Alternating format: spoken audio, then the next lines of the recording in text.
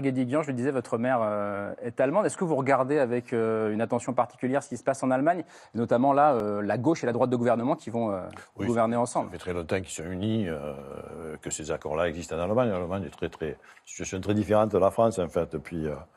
Et effectivement, donc je regarde avec un petit peu d'attention, oui. Et ça dit quoi, selon vous, quand gauche et droite gouvernent dans une coalition main dans la main?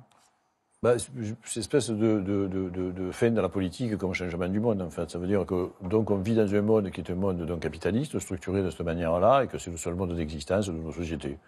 Définitivement. Un monde de... Il suffit donc, c'est pas si simple, il suffit pas, il faut le gérer, il faut l'administrer, mais effectivement, ça ne propose plus donc aucun rêve, aucune possibilité de transformation, aucune possibilité d'émancipation. Ça peut se passer plus ou moins bien, d'ailleurs.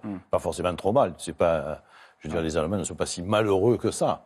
Mais enfin, je veux dire, c'est quand même une espèce de société où tout rêve a disparu et qui, je crois, à terme, peut pas durer, quoi. Tout ça, je ne pense pas que les choses soient immortelles, en fait. Donc, je crois que le capitalisme périra.